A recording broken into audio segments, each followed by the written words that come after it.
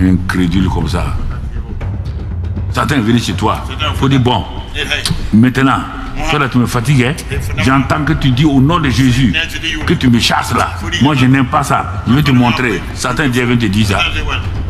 Hein? Je vous pose la question.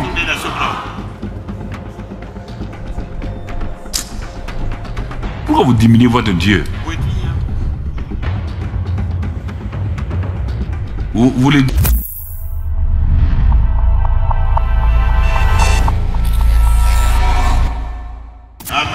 Amen. Amen. Alors, donc, ce matin, nous sommes en train, nous avançons. Et nous voulons faire un pas de plus pour entrer dans la vie chrétienne véritable qui apporte du fruit dans notre vie et que le fruit demeure. Il y a beaucoup de choses que nous recevons de Dieu, mais des choses qui ne transforment pas, qui ne changent pas et qui ne nous amènent pas à chercher l'éternité.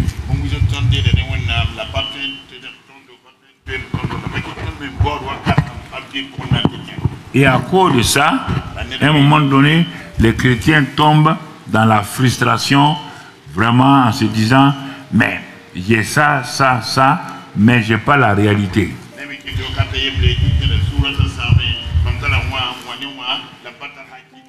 Quand je dis, j'insiste de méditer la parole de Dieu, c'est parce que tout est déjà dans la parole.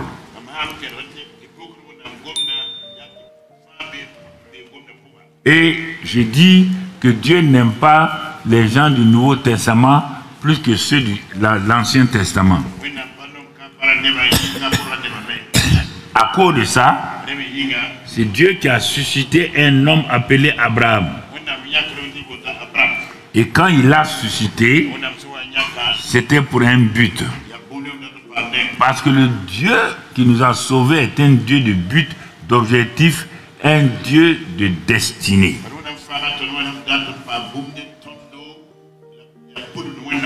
Mais nous avons inversé, c'est comme si nous qui avons dit à Dieu, on t'a créé pour voir mes besoins.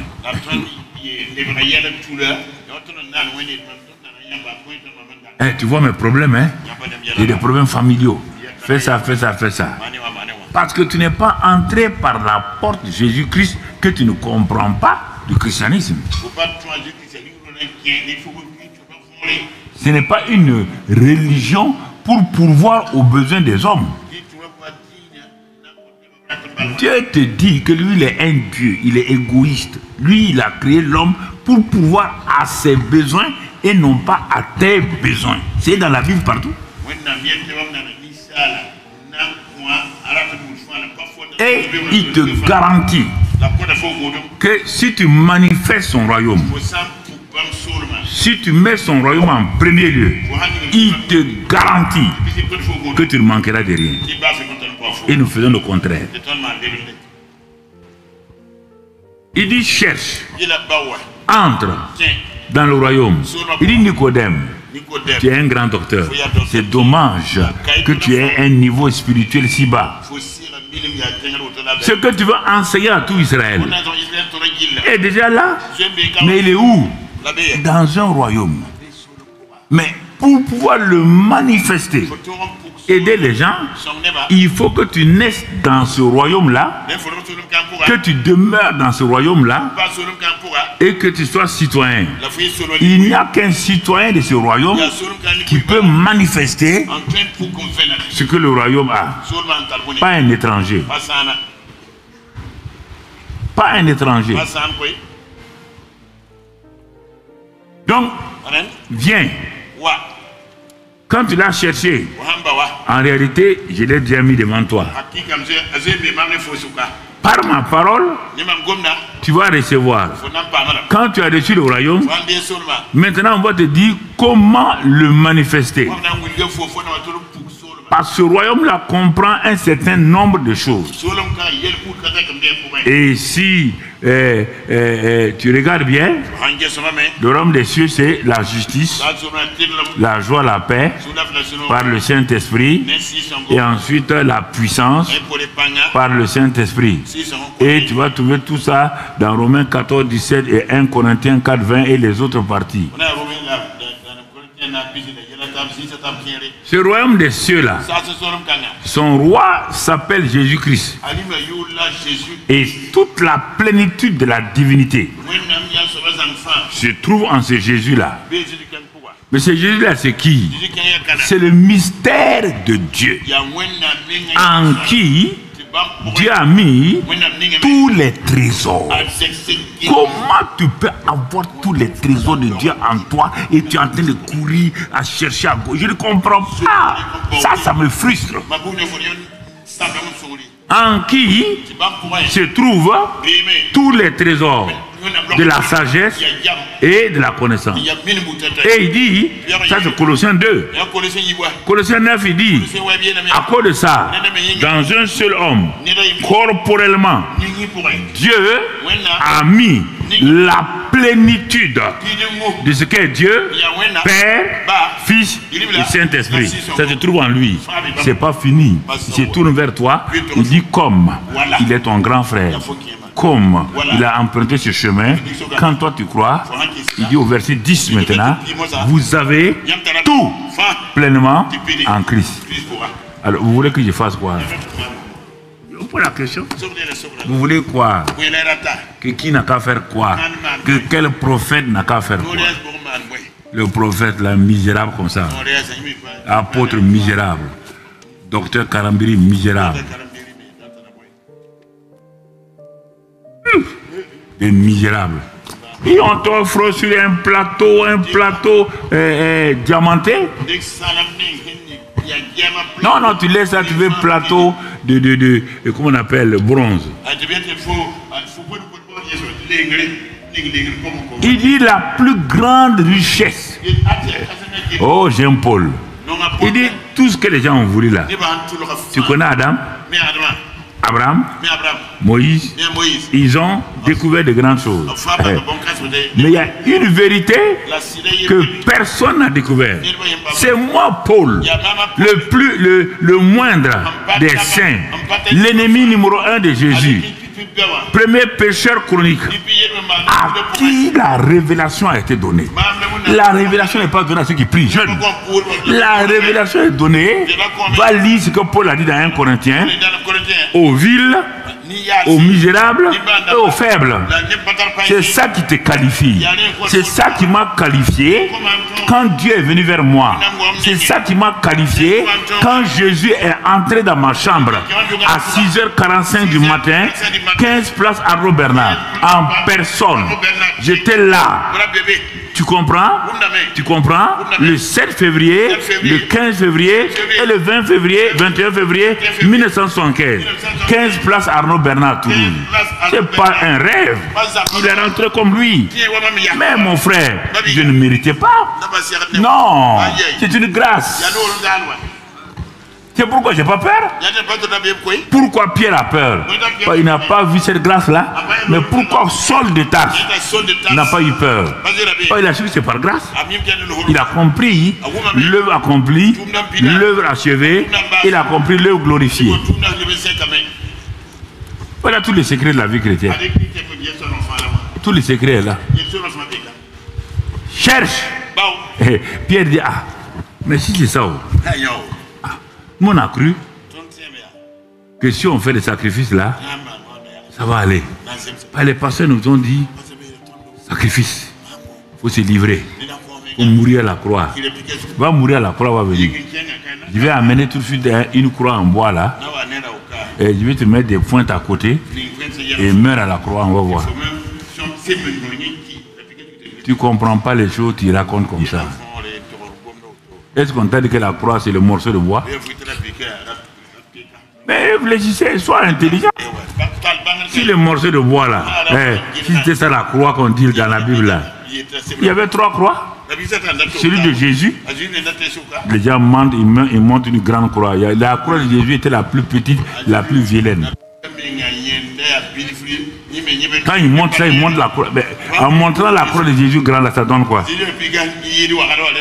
On l'a crucifié comme un voleur, un malfaiteur. Pourquoi on va grandir sa croix? C'est ta tête religieuse là qui pense à ça. Tu es trop religieux. Voici la vérité. On t'a dit, quand les gens ont regardé, je t'ai dit les regards des gens sur la croix, on a vu ça il y a 2 semaines, non? Ou bien tu as déjà avalé.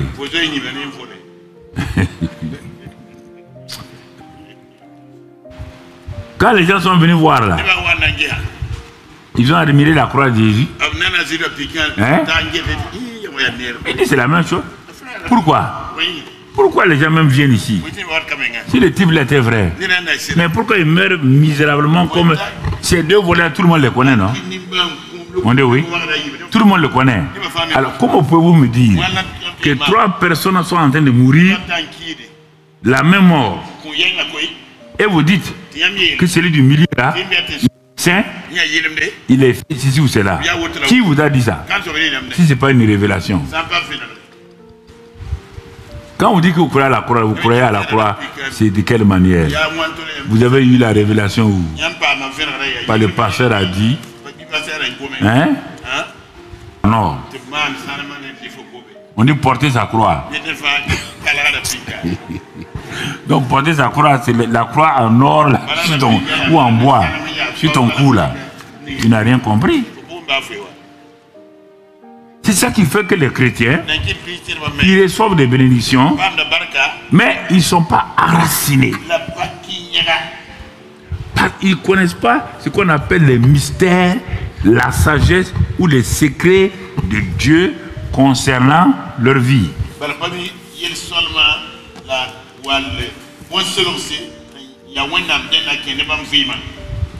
Ils ne comprennent pas quel est le but de leur vie sur terre.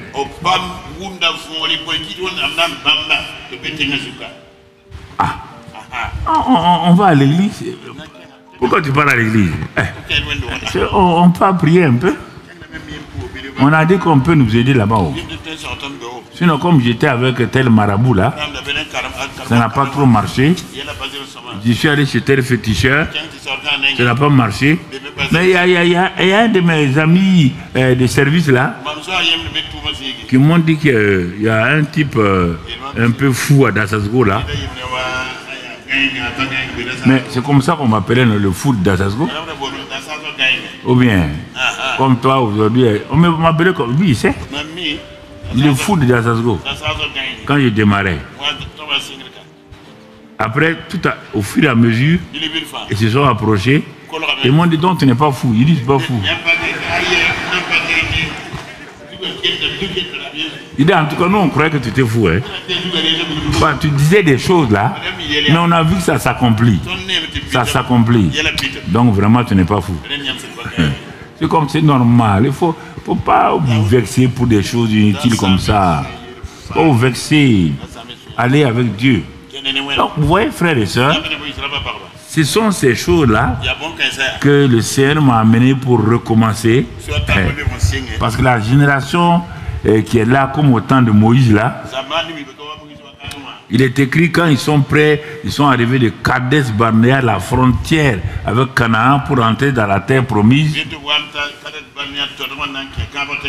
Faites attention, ne dites pas ma terre promise, mon héritage et tout.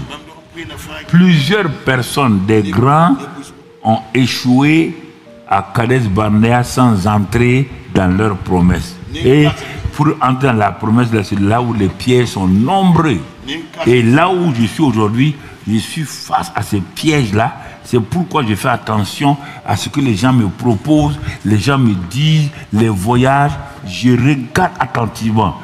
Parce qu'à la fin, quand tu arrives vers la fin là, mon ami, la route est tellement haute. Si tu tombes dans le ravin, tu t'en sors pas. Et les chrétiens ne comprennent pas ça. C'est pourquoi parfois je suis dur avec vous. Parce que ne bloquez pas mon avenir simplement parce que vous voulez des choses avec moi. Résume ça, mon ami.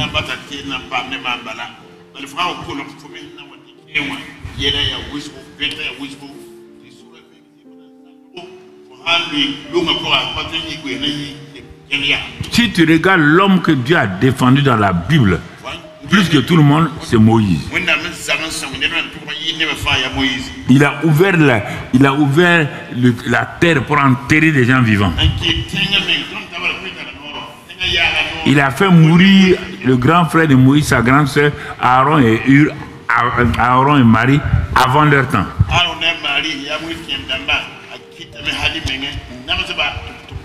Si tu regardes la vie de Moïse, tellement le monsieur aimait Dieu, mais il avait des défauts.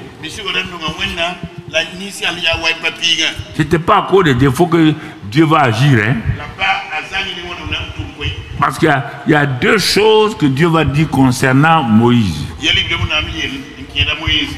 Et il dit à Aaron et à Hur, Aaron et Marie, les deux frères aînés qui ont aidé Moïse, Marie, dans le Nil.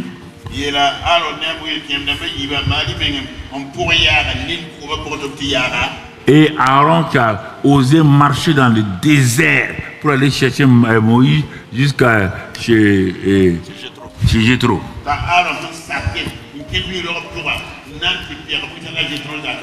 Grâce à eux, les deux, la vie et le ministère de Moïse a pris de l'ampleur.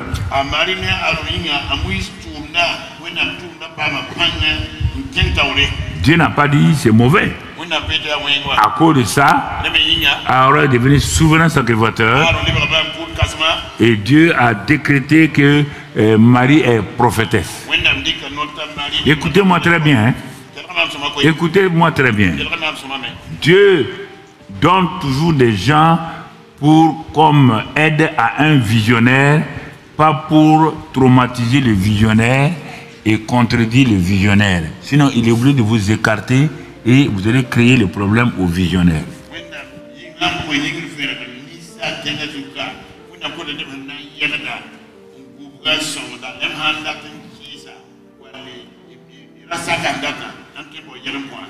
Et c'est pourquoi Dieu a parlé à Moïse lui-même pour lui dire ce qu'il doit faire. Il ne faut pas s'amuser parce qu'il va rentrer dans sa destinée maintenant.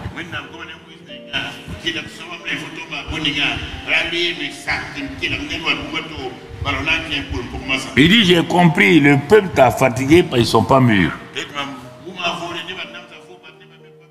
Je n'en veux pas au peuple, je n'en veux pas à toi. Ce ne sont pas leurs péchés là que j'en veux. Mais chaque fois que je vais donner une parole de destinée, une parole qui va te faire avancer vers ta destinée. Il dit, fais attention et ce matin je te parle. Si Dieu dit de faire comme ça pour avancer et que tu ne fais pas, comment tu vas avancer? Tu vas avancer par qui? Comment? Oh, l'heure que vous avez prié, hein? Dieu s'en fout de votre prière. Ta prière va changer la volonté de Dieu. C'est pourquoi j'insiste. On te dit que Dieu veille sur sa parole. On n'a pas dit que Dieu veille sur ta prière. Dieu a tout fait par sa parole. Il n'a rien fait sans sa parole. Il soutient tout par sa parole. Toi, tu laisses. Il soutient ton avenir, ta vie, par la parole. Il te dit maintenant, fais ça, tu ne fais pas ça. Il va te soutenir comment? De même que je prie pour vous, que les gens sont contents que je prie pour vous, de même je te dis, tu as une responsabilité. Ah oui? Personne ne peut gâter le foyer d'une femme sans la volonté de la femme. Personne. On dit une femme insensée renverse sa maison, non, par la calebasse de la voisine. Hein? Ah bon. Par c'est. Donc je peux renverser ma propre vie, c'est pas Dieu. Ouais, d'accord, on dit ça, vous attristez. Vous attristez pourquoi? Ce sont tes deux mains. Si tu ne veux pas renverser, attache-les derrière toi.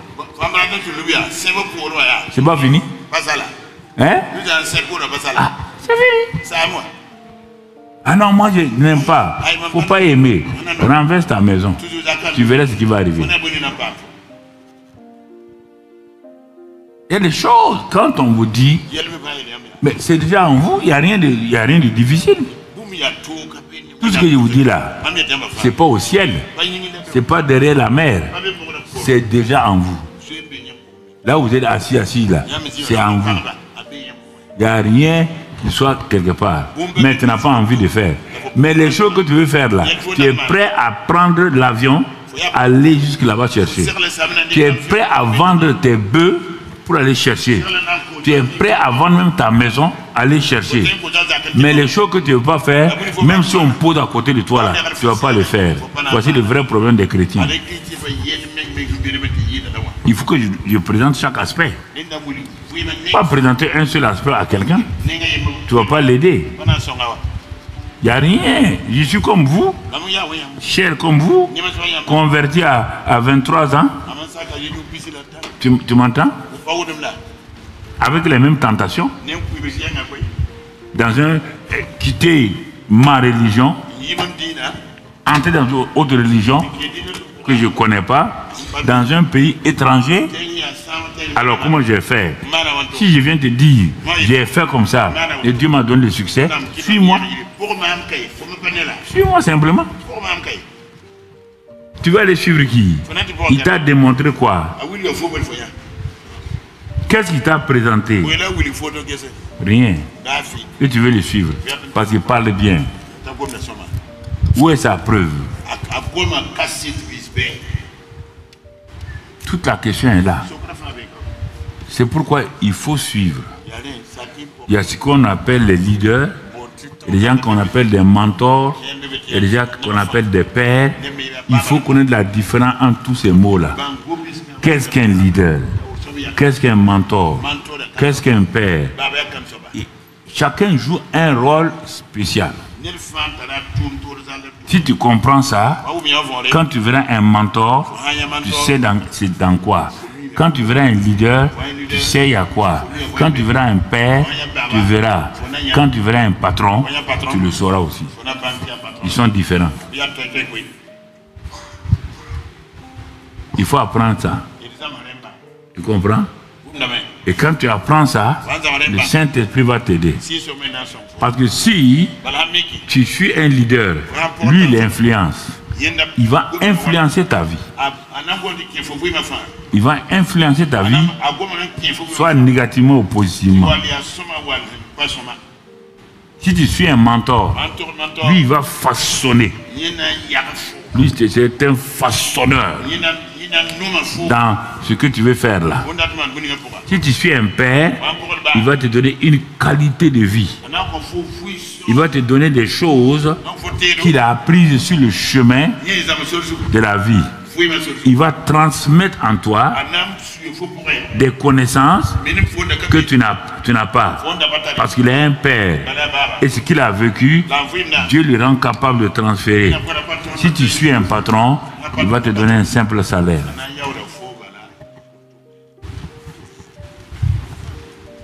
Vous comprenez? La vie chrétienne est un tout. C'est pas prier, avoir ceci ou cela. Tu vas faire quoi avec ça?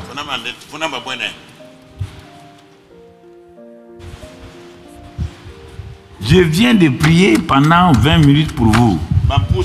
Ça veut dire que c'est important. Mais si toi tu ne viens qu'ici pour qu'on prie pour toi là. Non, c'est pas bon. Il faut changer. Change. Et ça va t'aider. Ce n'est pas une religion. Non, c'est une relation. Relation de vie. Il faut apprendre ces choses-là. Alors, c'est pourquoi mon frère, ma soeur, nous avons vu le regard de Dieu sur nous, nous avons vu toutes ces choses-là la semaine dernière et puis on avance. Aujourd'hui, on va ajouter une pierre, une brique de plus. que nous avons appelé sagesse divine, donc céleste, est égal au succès humain. Je leur avais dit, je leur ai donné pour changer le titre, ils n'ont pas changé. Sinon, le titre est exact, c'est sagesse divine céleste révélée. Non, c'est pas, j'ai changé. Faut dire sagesse divine céleste. Sagesse divine lesa. Sagesse divine céleste. Voilà, et qui est révélée. Fait quoi? Active le succès humain terrestre. J'ai mis tous les mots là pour que tu ne dises pas il y a ça qui manque. Premier mot, sagesse. Deuxième mot, divin. Mais pas sur la terre. C'est celui qui te positionne au ciel. Mais si tu t'arrêtes là-bas, il y a une sagesse, elle est divine, elle est céleste. Elle ne va pas t'aider. Il faut qu'elle soit révélée. C'est la révélation qui est claire. Tu comprends? La révélation est claire. Et quand elle est claire, elle va quoi faire sur la terre? Elle va activer le succès que tu attends depuis longtemps. Activer le succès humain et qui se passe sur la terre. Si tu as suivi mes messages depuis longtemps, quels sont les deux versets que tu peux me citer pour résumer? J'ai fait exprès. Quels sont les deux versets, un verset ou deux versets qui peut résumer le titre là? Ah non? Si tu suis mes messages là, on te parle de sagesse divine céleste. Si elle est révélée, elle va donner le succès, elle va activer le succès de quelqu'un qui est sur la terre. Colossiens 2:10, c'est bien, mais c'est pas arrivé. Tu n'es pas loin, tu n'es pas loin. Jésus a dit, tu n'es pas loin du royaume.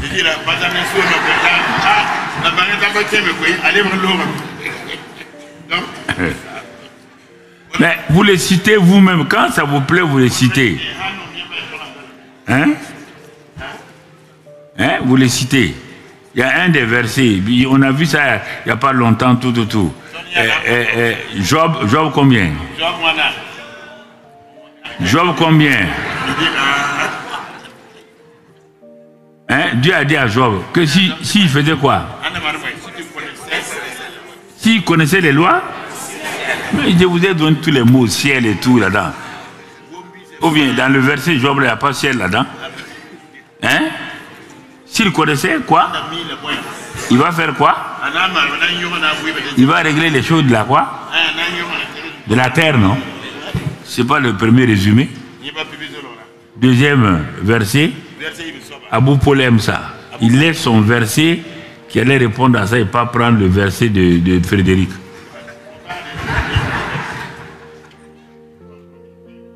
À tes résolutions,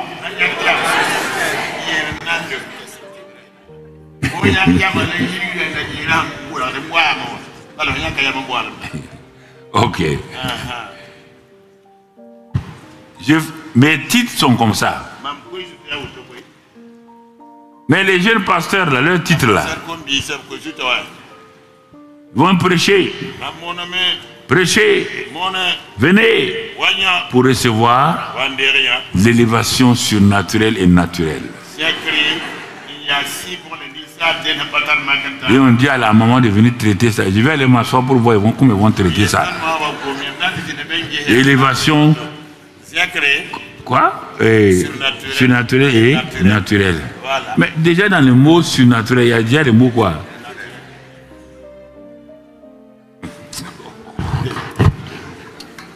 Si tu dois prêcher surnaturel et tu vas le prêcher naturel là, Le mot naturel là, tu vas l'extraire d'où? Puisque le surnaturel, c'est déjà un naturel qui est là, sur lequel le sur là vient se placer. C'est déjà complet. S'il est complet là, et tu veux présenter un naturel, le naturel va devenir la chair. La chair va venir annuler ça.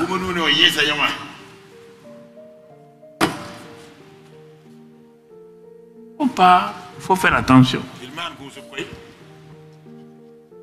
Faites attention. Vous remettez votre vie en cause. Donc, avec ça, mais pourquoi, Pasteur Karambi, tu nous dis chaque fois, j'étais dit le dimanche, mon frère, ma soeur, il faut que tu découvres la sagesse, les mystères et les secrets de Dieu. Quand je parle de ça, je ne parle pas des mystères occultes, non.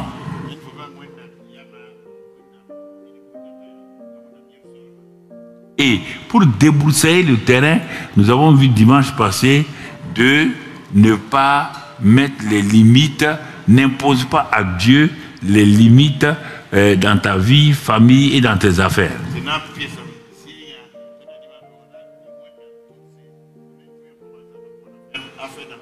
Parce que Dieu ne va jamais au-delà. C'est l'Africain, Dieu est puissant, mais Dieu, il est puissant et il ne va jamais au-delà des limites que tu lui imposes. Jamais. Montre-moi dans la Bible où Dieu est parti. C'est quand la vie des gens est en danger que Dieu franchit ces choses-là pour redresser. Donc, il ne va jamais au-delà des limites que moi je lui impose. Si je dis à Dieu je ne veux pas, il ne va pas aller au-delà.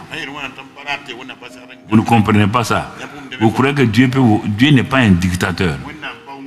Il ne va pas vous forcer à faire ce que vous ne voulez pas le faire avec joie et amour.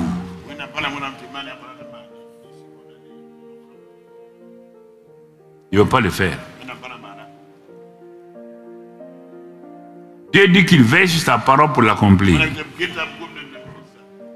Ok, formidable. Bon, je vais venir à une réunion d'église. Comme je m'en vais à la conférence de tel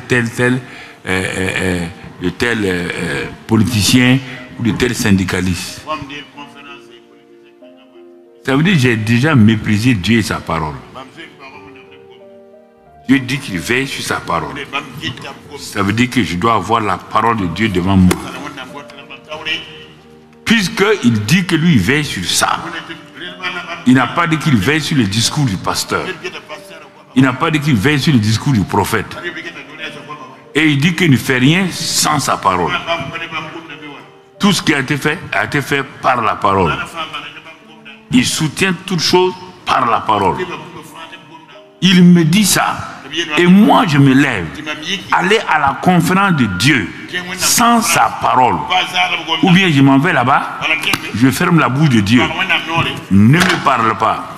Et je vais sortir de cette conférence-là avec victoire. Tu es en train de te leurrer? Mais comment? Tu es impoli envers de Dieu? Quand nos enfants sont assis devant nous et quand on parle, il n'ouvre pas sa bouche, il ne me répond pas, il ne dit rien. Mais sa maman va dire, mais toi là tu es impoli. Hein? On ne peut pas venir devant Dieu, mon frère, avec une Bible fermée et sans Bible. Ça veut dire que tu n'as pas envie d'entendre ce qu'il va te dire. Ce n'est pas aujourd'hui que je dis ça. Et va demander à ceux de Mulhouse en France. Va demander à ceux partout au Canada. Quand je m'en vais, je menace tout le monde. Si demain, vous ne venez pas voir Bible là, vous ne rentrez pas ici. Ah oui, je suis strict, un point c'est tout. Je ne suis pas là au service de quelqu'un, ça ne m'intéresse pas ton service. Je suis au service de Dieu. Et il a dit que lui veille sur sa parole. Tu ne vas te parler comment? Pourquoi quand tu prends ton téléphone, quelqu'un te veut te communiquer un message important, tu dis, ah, je n'entends pas, hein? Parle fort. Parle. Pourquoi tu veux qu'il parle? Parce qu'il a quelque chose à te communiquer qui va t'aider. Et Dieu a quelque chose de très grand pour te communiquer. Et tu ne l'honores pas. Et tu veux qu'il te parle. Est-ce que Dieu est insensé pour parler à quelqu'un qui ne veut pas l'honorer? Ou bien tu penses que tu es quelqu'un? Ta tête en forme de zéro.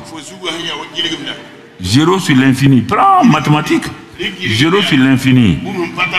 C'est zéro. Mais moins l'infini sur l'infini, c'est indéterminé. Va demander à ton professeur Konane. C'est pas moi ton professeur. Va demander à Konane, va te dire. Non, tu vois ici mon frère. Mais maintenant la question, c'est pourquoi je vais pas à pas. Il faut une méthode pédagogique. Dieu est un pédagogue. Et la pédagogie consiste en répéter la même leçon sous plusieurs formes. Parce que tu as devant toi 3 auditoires. Les excellents, dès que tu parles une première fois, ils ont compris.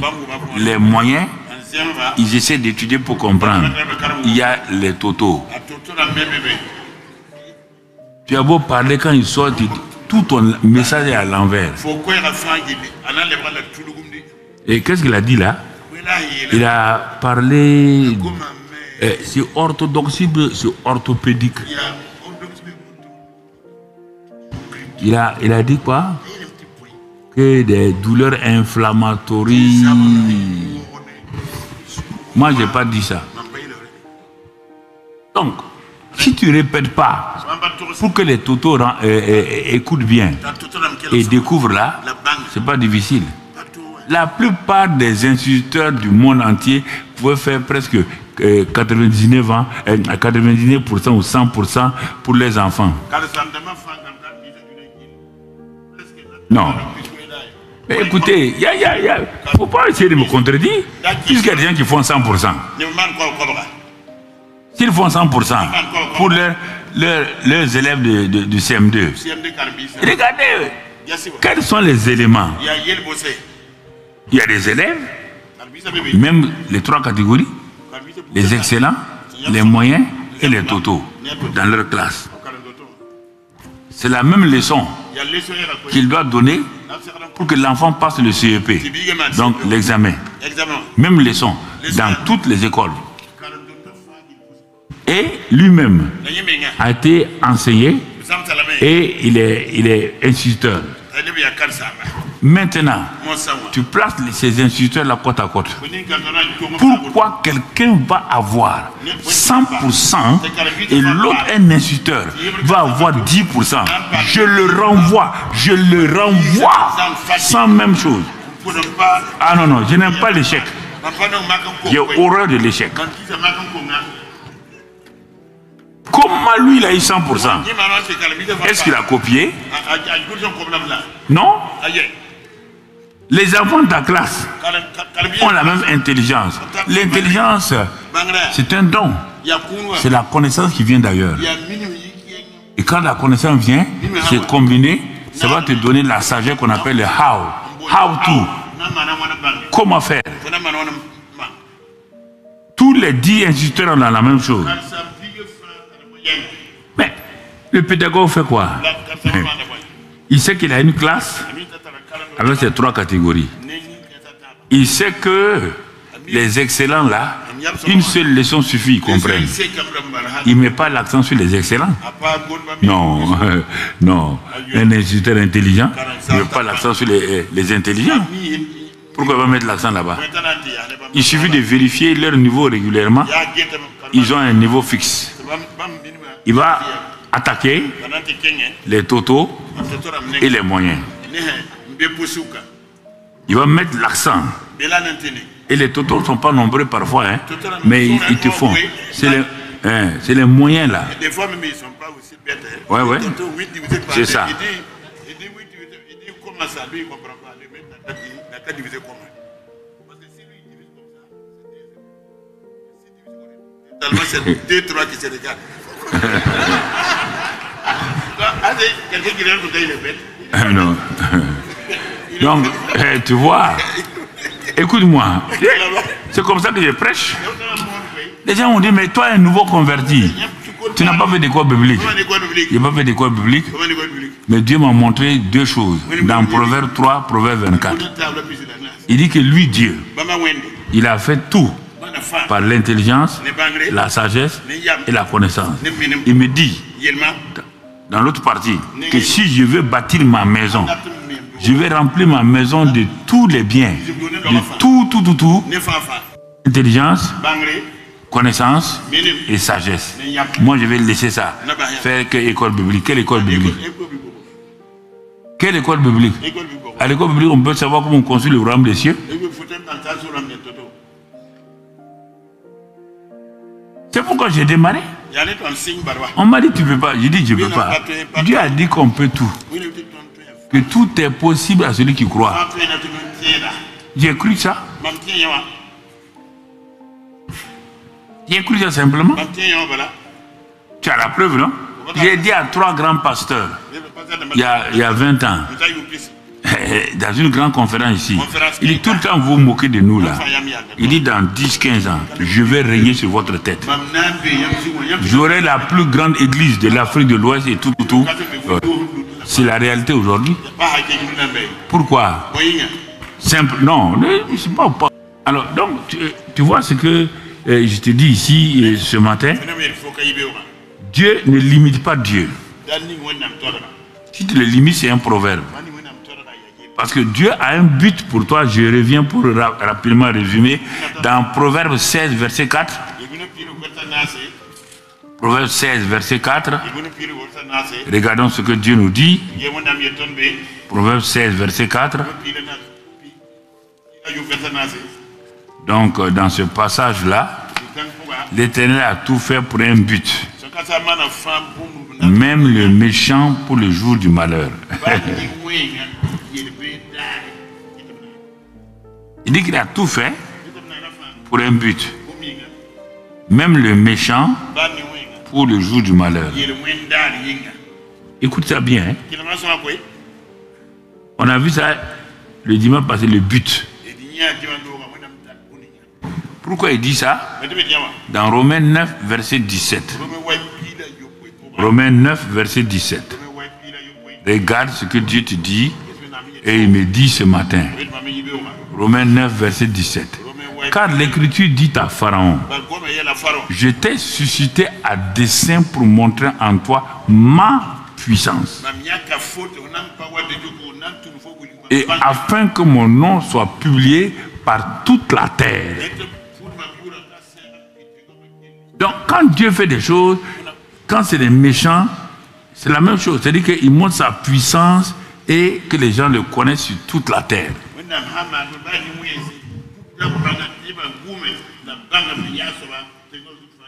Pour Pharaon là, il savait que Pharaon va s'opposer à lui. Pharaon va tout faire pour repousser, détruire le peuple de Dieu. Alors il dit, bon ok, je vais te révéler quelque chose. C'est pourquoi tu as été suscité. Pour un but, à 2 dimensions. Montrer ma puissance, parce qu'à travers toi, les gens sauront que je suis puissant, ils vont me connaître. Ah. Maintenant, s'il dit ça à Pharaon, prends la même chose, le plus et le moins, c'est ça qui donne la lumière. Quand tu prends une pile, tu verras plus, tu verras moins. Si tu mélanges, il n'y aura pas de lumière. Donc Dieu te dit que toi qui es devant moi, toi qui as la télévision, toi qui es sur les réseaux sociaux, Dieu t'a suscité, il t'a suscité pour montrer à ce monde-là, non seulement il a dit dans la sagesse quoi, infiniment variée de Dieu, sa puissance. Il t'a suscité pour ça, pour que les gens sachent qu'il y a un Dieu sur la terre. Mais jusqu'à présent, tu as fait quoi? Tu ne cherches que le gouvernement te nomme pour que toi tu montres aux gens que toi maintenant toi tu es ministre ou tu es directeur général. C'est tout ton but sur la terre, c'est de montrer aux gens que tu es directeur, ministre ou député. C'est ça. Oui, tu peux être ministre, député, mais ajoute ce que Dieu veut montrer que ce député-là, ce ministre-là, j'ai quelque chose, je vais l'utiliser pour le faire. C'est ça qui a permis aux États-Unis au commencement d'aller, même si aujourd'hui, ils ont beaucoup faibli dans ça. Mais au début, c'était ça. Lis leur histoire. Je suis allé dans leur pays. J'ai fait la côte ouest, la côte est. J'ai fait les pays de Corn Belt, les pays de maïs ou de blé, de ceci.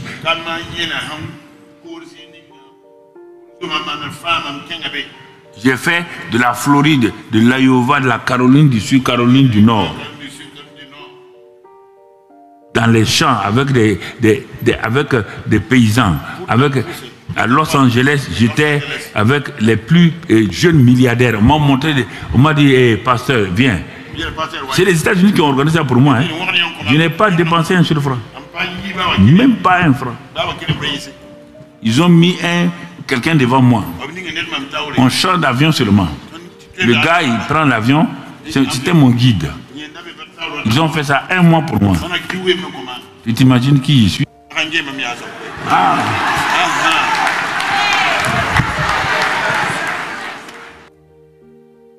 Tu comprends? Quand je te dis quelque chose, écoute-moi très bien. Je ne te parle pas pour te parler. À quoi ça me sert? À mon âge, là, je vais te mentir pour faire quoi? Je cherche quoi? Tu vas me donner quoi? Que je n'ai pas mangé. Non. Quand je te parle, c'est pour toi. Parce que je veux que tu sois plus que moi. Je veux que tu sois en haut. Et que moi, quand je te regarde, je dis, ah, mais oui, je suis fier de mon fils. C'est simplement ça. Il n'y a rien d'autre. Tu vas me donner de l'argent, je fais quoi? Est-ce que je pars à Zabredaga? Je vais aller faire quoi là-bas? Hein? Rien. Peut-être donner à Mamoudou et Frédéric qui aiment pomme au porc au four là.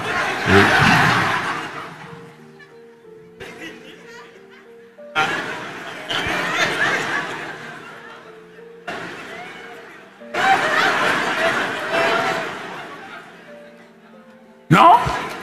Ils vont aller manger. Voilà.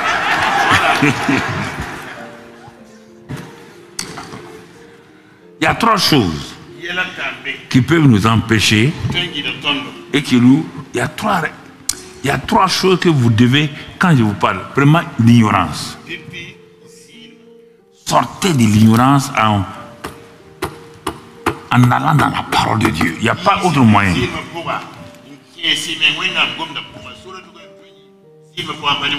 Faites tous, parce que Dieu dit que son peuple périt par manque de connaissance.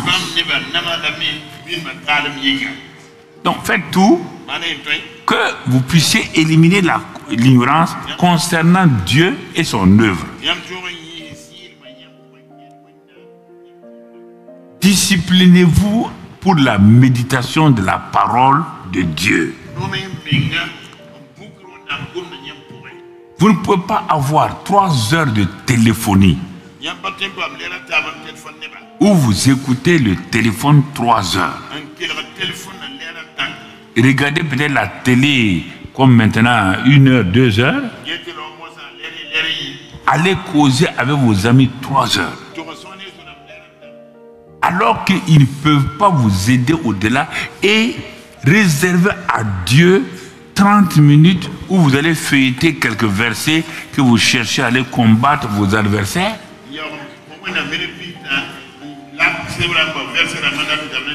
et croire que vous allez réussir. C'est pourquoi j'ai parlé des instituteurs et puis leur classe là. L'instituteur a mis l'accent sur les élèves moyens. Et il fait des cours spéciaux pour les totaux et il les amène. Si déjà à l'examen blanc, les totaux ont déjà 9-10 de moyenne, cet instituteur-là est presque sûr d'avoir 100%. Mais si l'instituteur dit, oh, les totaux, il faut les laisser. Oh, comme ils ont leurs parents riches là, ils ne veulent pas étudier. Tout. Mais le jour de la proclamation des résultats, ce n'est pas les totaux qui auront honte, c'est lui qui aura honte. Les autres instituteurs vont dire, oh, j'ai eu 100%, j'ai eu 95%. Mais quand on va arriver à lui, il n'a même pas 10%. Qui a honte? C'est lui. Écoutez mon frère, c'est la même chose avec la Bible. Un ignorant ne peut pas réussir. On n'a qu'à prier pour un ignorant, il ne peut pas réussir. La prière n'annule pas l'ignorance. C'est la connaissance qui annule l'ignorance.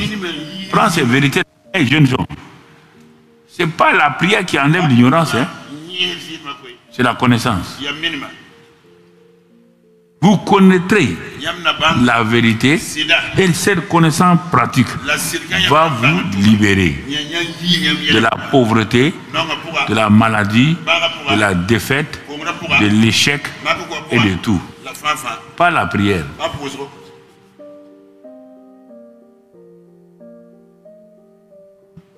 La prière m'a permis d'exercer mon autorité sur les esprits et tout. Et je sais qu'il y aura des témoignages, il n'y a même pas de problème.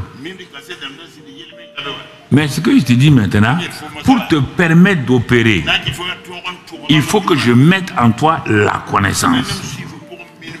Il n'y a pas autre moyen. Il faut que je mette en toi la connaissance. Sinon, mais supposons que tu avais des maux de pied et que tu as été guéri.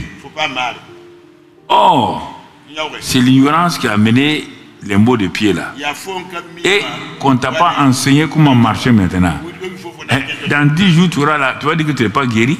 Dans 10 jours, tu auras les mêmes douleurs. Parce qu'on ne t'a pas appris comment marcher. Hein? C'est ça. C'est ça que je dis simplement. Si tu es intelligent, tu vas accepter ça. Mais si tu es orgueilleux, tu penses que toi tu es chaud, bon, tu vas dire le monsieur pour qu'il parle comme ça même. Ok, il n'y a pas de problème.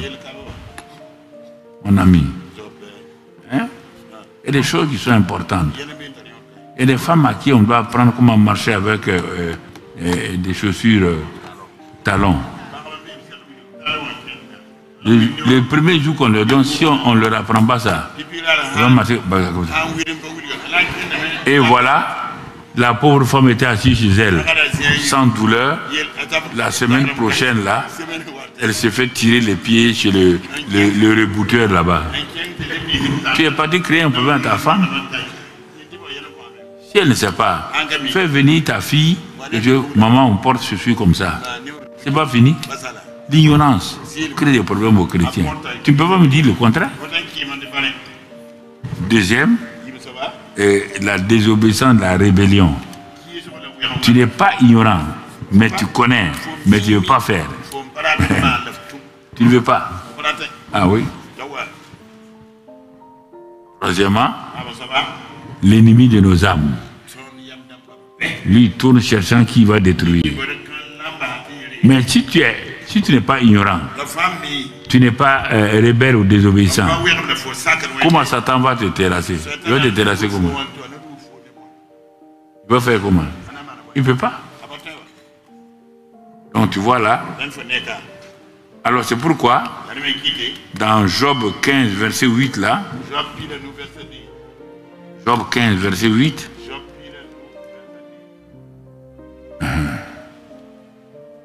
Job As-tu entendu dans la version Darby, bon, as-tu entendu ce qui se dit dans le conseil secret de Dieu? As-tu entendu ce qui se dit dans le conseil secret de Dieu?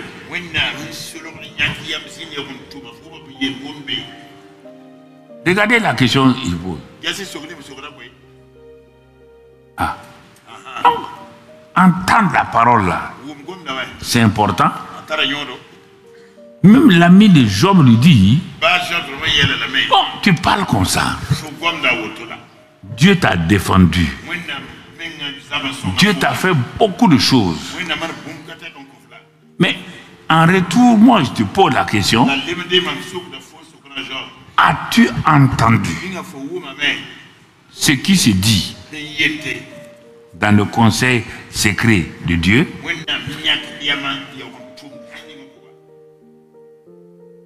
Si tu n'as pas compris ce qui se dit là-bas, comment maintenant tu vas régler les affaires de la terre dans ta vie? Comment tu vas faire, mon ami? C'est pourquoi Job, tu es troublé. Tu es troublé parce que simplement tu n'as rien entendu.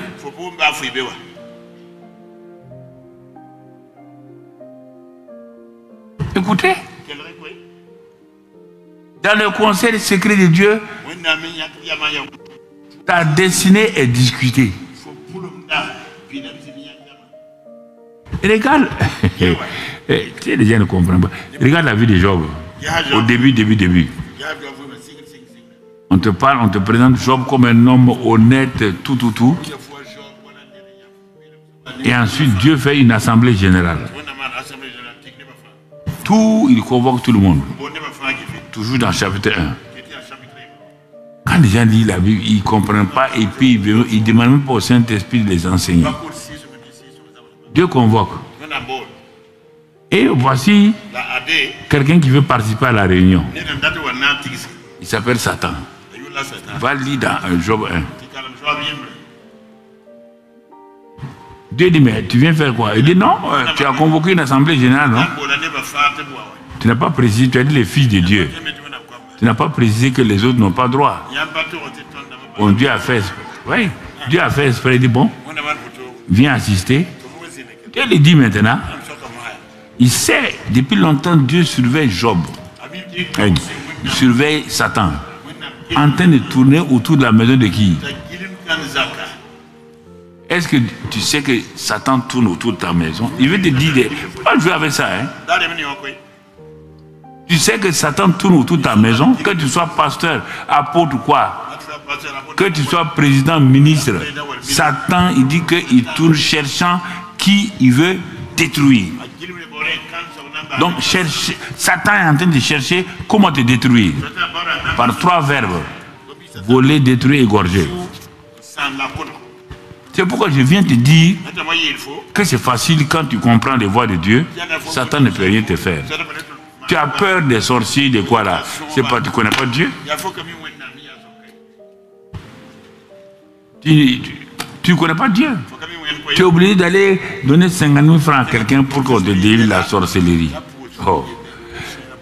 S'il était fort là, les gens qui font du mal là, pourquoi les sorciers ne les ont pas détruits?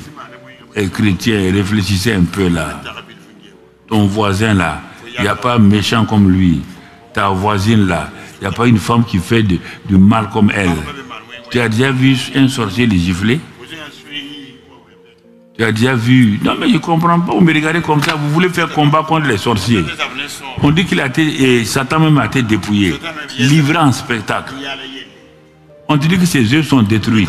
On te dit de croire la parole de Dieu. Tu ne veux pas croire à ça? Je ne sais pas. Tu es converti à combien d'années? Il y a 15 ans. Satan est déjà venu chez toi, te gifler, il peut partir. Non, je vous pose la question. Incrédule comme ça. Satan est venu chez toi. Il faut dire, bon, maintenant, toi là tu me fatigues, hein? J'entends que tu dis au nom de Jésus que tu me chasses là. Moi je n'aime pas ça. Je vais te montrer. Satan vient te dire ça. Hein? Je pose la question.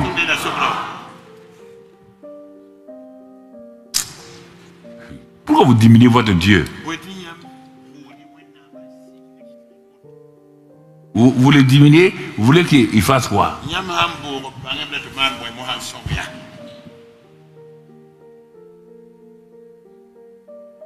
On va dire ça, hein? Mais il y a des gens qui sont prêts déjà, ils ont déjà leurs 15 000 dans leur sac là. Parce que dès qu'ils vont sortir, ils vont aller chez tel prophétesse. Si tu pars là-bas, que tes 2 pieds là soient cassés au nom de Jésus.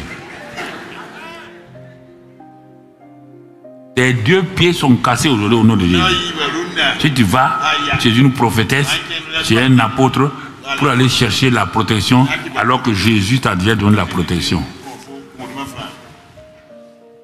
Non, non. Si tu veux que je prie pour toi, il faut que tu obéisses à Dieu aussi. C'est pas moi ton garçon de course, hein. Venez m'asseoir ici, prier pour toi, et tu te lèves. Tu vas l'autre côté là. Que tu vas aller boire des nasigis, tu vas aller boire beaucoup de choses. C'est pas mal. Tu vas boire. J'ai dit, mais tu choisis. Moïse a dit, choisissez qui vous allez servir. Josué a dit, moi et ma maison, nous avons servi bon, etc. Voilà. Tu choisis. Mais en tout cas, tu ne peux pas venir ici, écouter, prendre la Sainte Seine, te lever, aller, pour aller voir quelqu'un qui va consulter autre chose. Et tu vas revenir les 2 pieds, tes 2 pieds seront cassés. Et tout le monde saura quand on va mettre plâtre aux 2 pieds. La personne que vous verrez 2 pieds cassés, c'est une consulteuse de choses.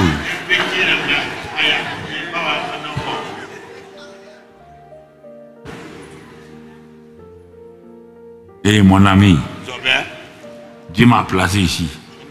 C'est pas toi qui m'as placé. Voilà. Ne cherche pas, tu peux rien me faire. D'abord en taille, si tu viens, big aussi. Non, tu m'as carrément un big aussi. Ne crois pas que j'ai 78 ans, j'ai pas la force. Hein? Si tu continues, tu te livres à Satan. Ah, là, c'est problème maintenant. Non, il faut qu'on parle clairement. On ne peut pas jouer avec Dieu là. On n'est pas dans un parti politique. On n'est pas dans des syndicats. On n'est pas en train de défendre nos intérêts. Les partis politiques ont leur, c'est normal. Il n'y a rien de mauvais avec eux. Les syndicats, ce qu'ils font pour leurs membres, c'est bon. Mais ici, ce n'est pas ça. Ici, c'est pour Dieu.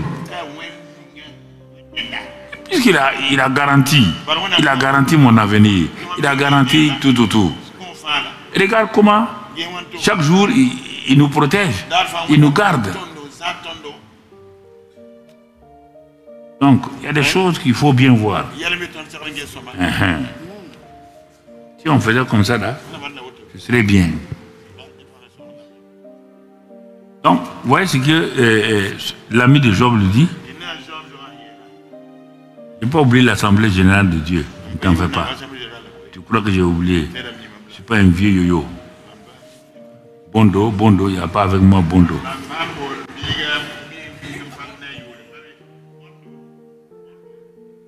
Il a ses 5 enfants, il ne sait pas qui est qui. Bondo. Bondo. Non, moi, je ne suis pas Bondo. Je ne suis pas Bondo. Bondo en Gula, ça veut dire grenier. Je ne suis pas Bondo ou Bondo. Dieu m'a donné une très bonne mémoire. Dis Amen. Si tu ne dis pas Amen, si j'oublie, comment je vais t'enseigner? C'est ton intérêt, c'est mon intérêt. Satan est arrivé. Dieu dit, tu as vu mon ami Job? Satan il regarde Dieu quoi. Il dit, ah bon, Job est ton ami. Il dit oui.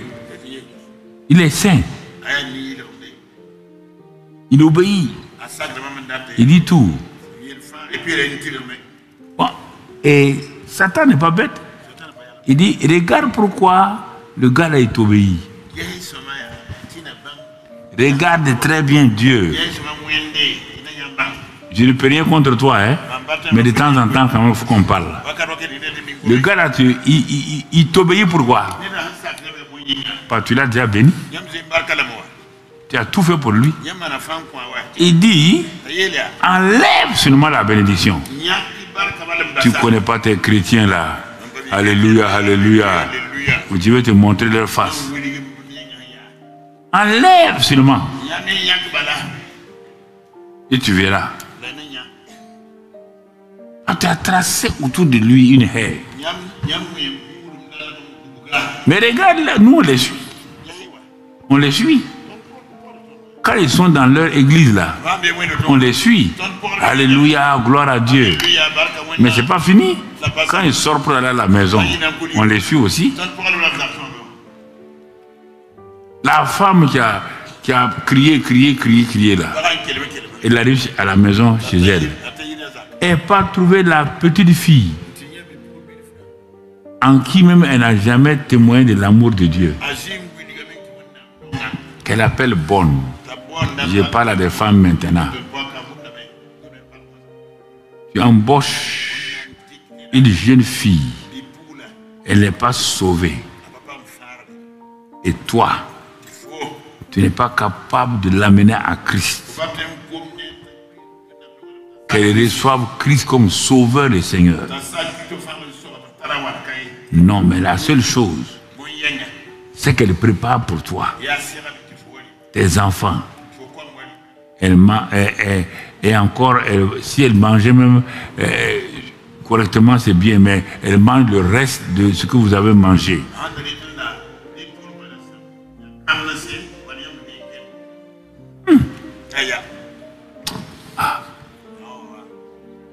Ça là, moi je réfléchis. Satan t'a suivi. C'est ça qu'il a fait avec Job. Satan l'a suivi. Satan t'a suivi. Et quand tu arrives à Ésaïe 58, Ésaïe 59, où on dit de bien traiter sa bonne quand tu jeûnes, et toi tu sais au moment où tu jeûnes là, tu sais bien que tu maltraites ta bonne. Arrivé là-bas, tu sautes le passage là, tu vas à Ésaïe 61, l'Esprit du Seigneur est sur moi. Satan dit, elle n'a qu'à là Ésaïe 44. Laissez-la. Elle ne nous intéresse même pas. Elle ne nous intéresse pas. Et tu penses que si tu continues avec Job là, ça va aller? Il dit bon, ok. Bon, si tu ne crois pas, bon, laisse-moi le toucher. Parfois nous mettons Dieu dans l'embarras. Hein? Il est obligé de faire ce qu'il ne veut pas faire. C'est l'attitude de Job. Ses actes, ses manières de penser, c'est tout ça qui va amener Dieu à donner sa volonté permissive à Satan. Pas volonté parfaite, hein, permissive.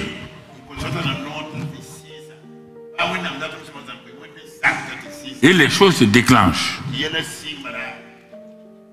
Ça se déclenche. Première réaction, sa femme. La femme de Job vient. Il dit, j'ai découvert.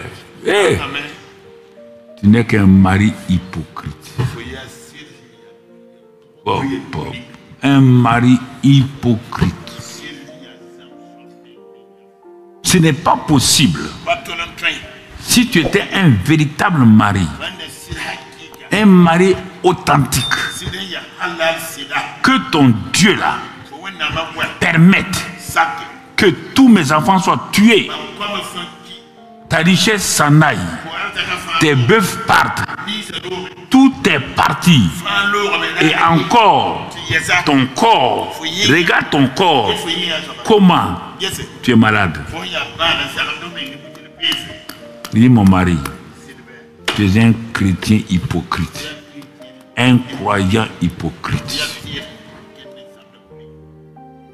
Regarde comment le cancer de peau t'a eu. Tu es obligé de ramasser des tessons pour te gratter. Il dit mon mari Job, tu veux continuer à nous faire croire que tu es chrétien, que tu es croyant, tu veux continuer à nous flatter et maudit Dieu et meurs. Laisse-nous tranquilles. Ta mort ne nous sert même pas. Regardez une famille.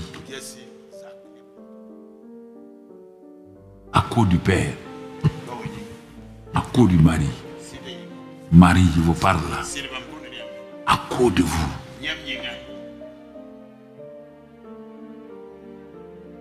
Regardez.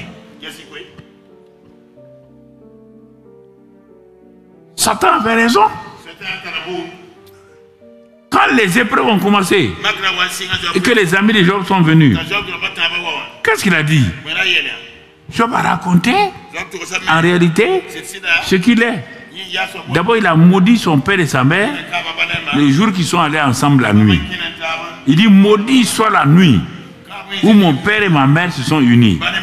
Dans la nuit où le père de Job et sa maman sont unis là, Job a dit maudit, c'est n'a qu'à te maudit. C'est écrit là-dedans. Deuxièmement, Satan regarde, Dieu regarde Job. Le monde des anges regarde Job. Les démons regardent Job.